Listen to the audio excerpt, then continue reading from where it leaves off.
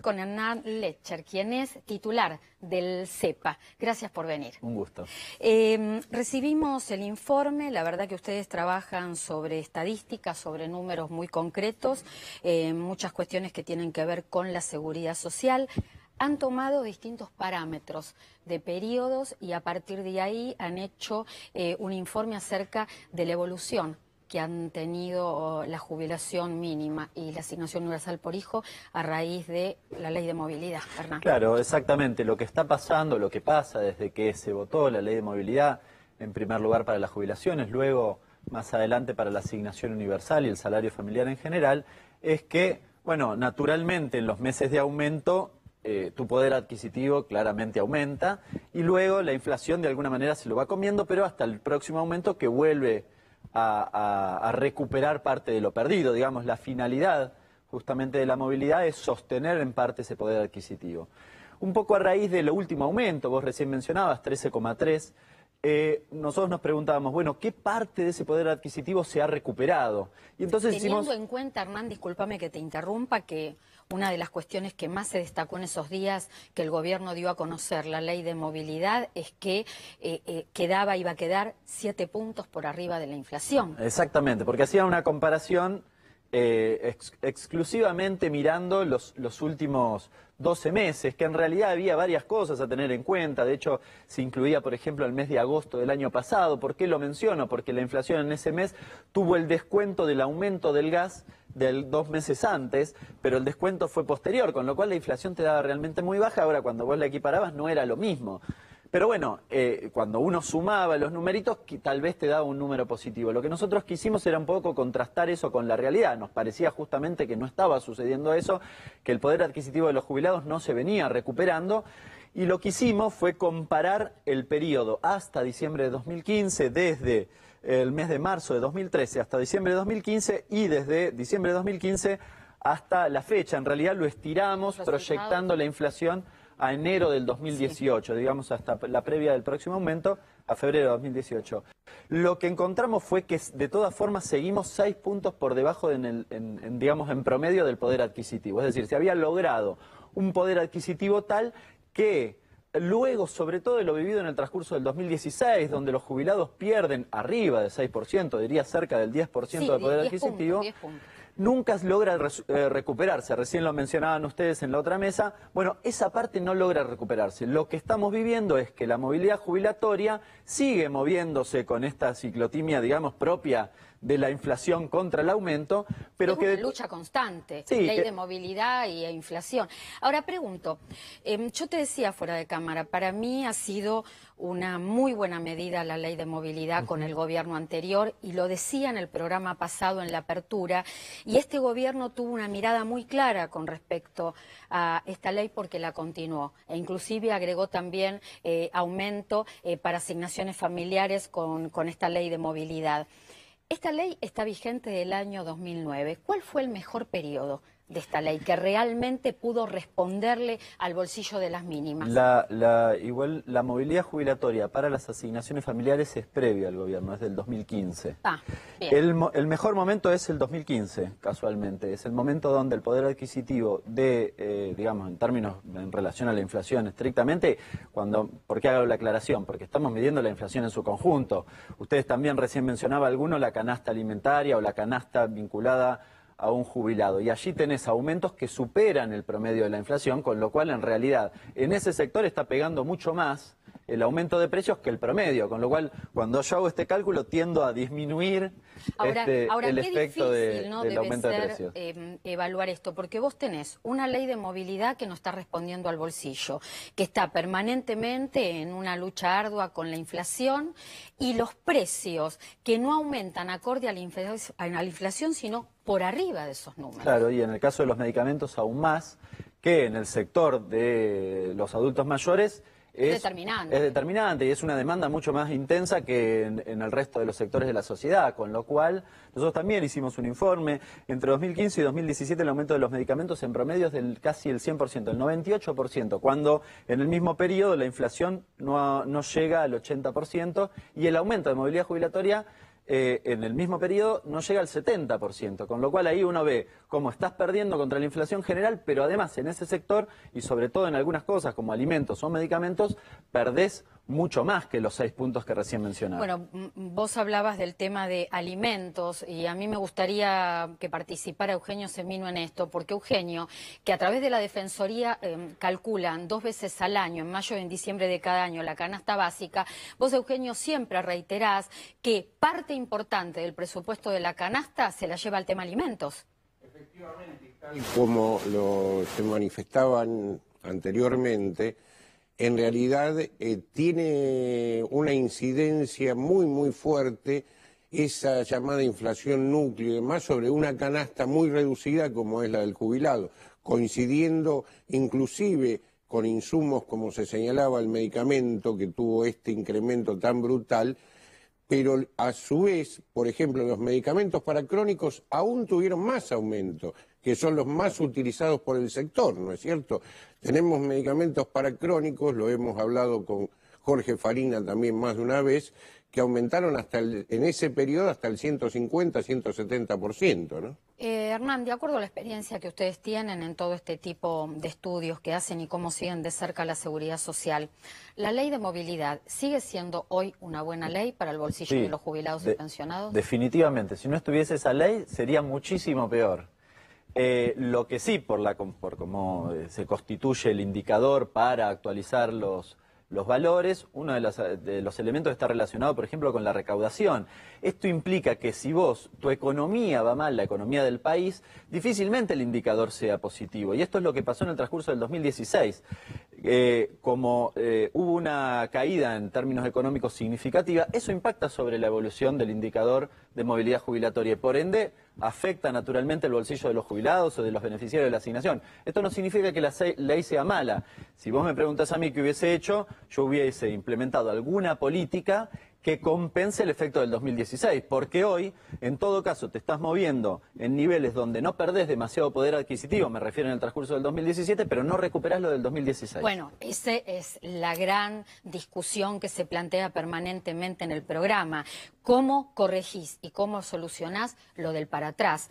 La ley de movilidad, yo también pienso, al igual que vos, que es una buena ley.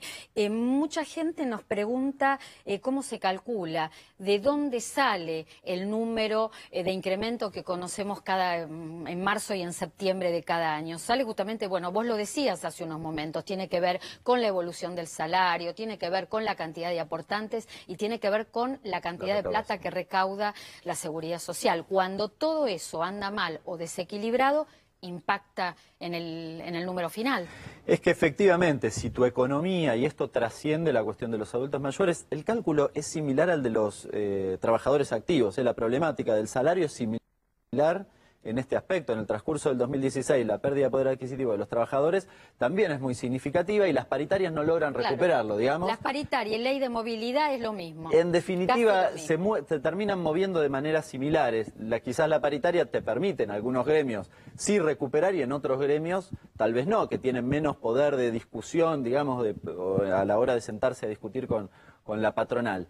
La ley es buena, de todas formas yo insisto, me parece que habría que implementar alguna política que permita recuperar lo perdido y además me parece que eso va complementado.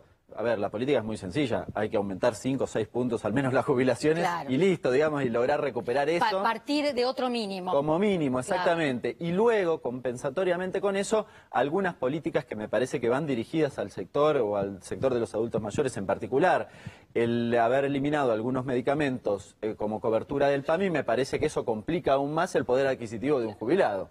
Recién mencionaban lo de las pensiones. Bueno, digamos, hay una serie de políticas que han profundizado lamentablemente la pérdida de poder adquisitivo y no se ven reflejadas indefectiblemente en este cálculo que uno hace, que es estrictamente estadístico, ¿no? Son estadísticas muy importantes porque cuando ustedes trabajan sobre la ley de movilidad para que la gente entienda, para que la opinión pública entienda, la ley de movilidad, uno toma como referencia la jubilación mínima, pero impacta impacta sobre 8.400.000 jubilados y pensionados, contributivos y no contributivos, y además sobre 9 millones de asignaciones familiares. Exactamente. La verdad que el impacto es realmente muy significativo. Una cosa que se ve en materia económica y que también deriva de esta cuestión es que lo que no se percibe es un aumento del consumo. Naturalmente, con el aumento o en los meses que hay movilidad jubilatoria, sería lógico y habitualmente aumentan, y a veces en la gestión anterior, por ejemplo, uno de los problemas es que también solían aumentar los precios. Como había más plata en el bolsillo, había una tendencia a aumentar los precios en esos meses. Pero ahí falta el Estado, ahí falta el control del Estado. La intervención del Estado es muy importante. En estos momentos lo que está sucediendo es que no se logra domar la inflación, aumentan los precios en esos momentos y eso se ve reflejado en un no aumento del consumo. No aumenta el consumo en la Argentina, a pesar de que uno dice, bueno, aumentó con la movilidad jubilatoria, las asignaciones, las jubilaciones, etcétera. Sin embargo, los indicadores físicos de consumo no aumentan. Es decir, no hay gente comprando más que lo que compraba antes. Los precios están por delante, el valor de los productos de la canasta básica están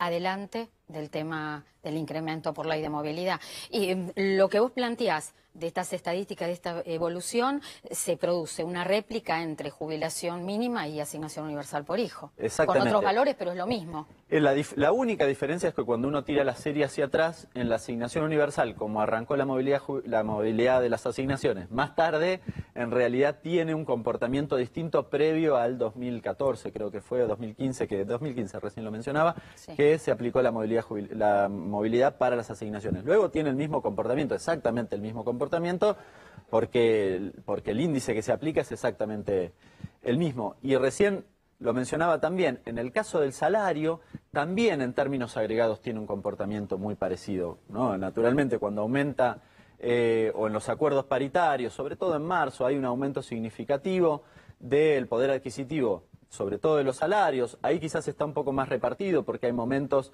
habitualmente cuando vos acordás con un gremio, acordás una paritaria con aumentos a lo largo del año, digamos. Entonces, tiene distintos movimientos. Pero de todas formas se observa, sobre todo en marzo, un aumento del poder adquisitivo que luego se va perdiendo con la inflación.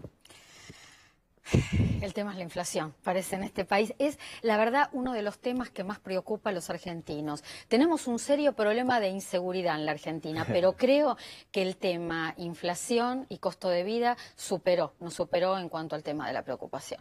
Sí, yo creo que en ese aspecto se ha desregulado todo lo que tenía que ver. Vos recién planteabas la intervención del Estado. Todo lo que tenía que ver con la intervención del Estado se ha desregulado. Y eso deja, lamentablemente, más vulnerables a aquellos sectores que se ven afectados, recién decía, por ejemplo, por el aumento de precio de los alimentos, que es una cuestión sensible. No estábamos hablando de cosas superfluas, algo, ¿no?, de primera necesidad, como el medicamento. Como el medicamento, como la leche para los chicos, digamos. Cuando eso aumenta y además se nota incluso en el consumo, ¿no?, la reducción en el consumo, por ejemplo, de la leche, y me parece que estamos en problemas. Estamos en problemas porque, bueno, ya esto para ir cerrando, los consumidores, nosotros hemos cambiado nuestros hábitos.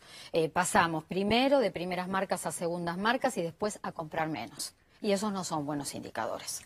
No, definitivamente, eso indefectiblemente, algunos que saben un poco más lo podrán reflejar con mayor claridad, pero te afecta la salud sobre todo, ¿no? Con lo cual, y más en los adultos mayores. Así que ese impacto que uno dice, bueno, es un indicador, es un numerito, no, son personas de carne y hueso, ¿no? Hernán Lecher, gracias. Un gusto haberte tenido en el programa. Vamos a un corte, enseguida volvemos con lo justo y necesario hasta la 1 del mediodía en vivo.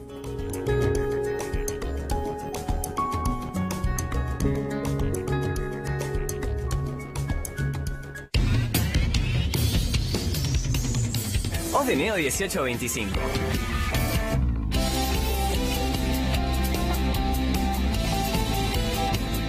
Estamos.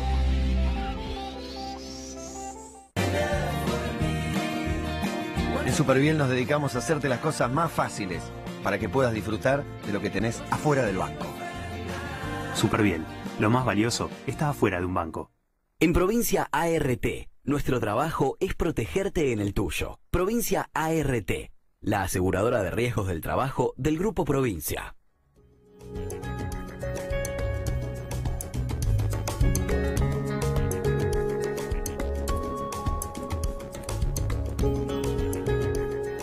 Bueno, Bueno, ya acá está estoy con alguien que forma parte también del equipo cada semana de Lo Justo y Necesario, Jorge Farina. Buen día, ¿Cómo Clara. estás, Jorge? Bien. Vamos a hablar de dos temas que fueron noticia, que fueron información durante esta semana. Uno tiene que ver con realmente triste, porque hubo una muerte a consecuencia del consumo de nuez de la India. Esto que no está autorizado, es un producto que no está autorizado y sin embargo está a la venta y es de venta libre. Sí, se vende a través de internet, digamos, no se vende por las vías naturales. Sí.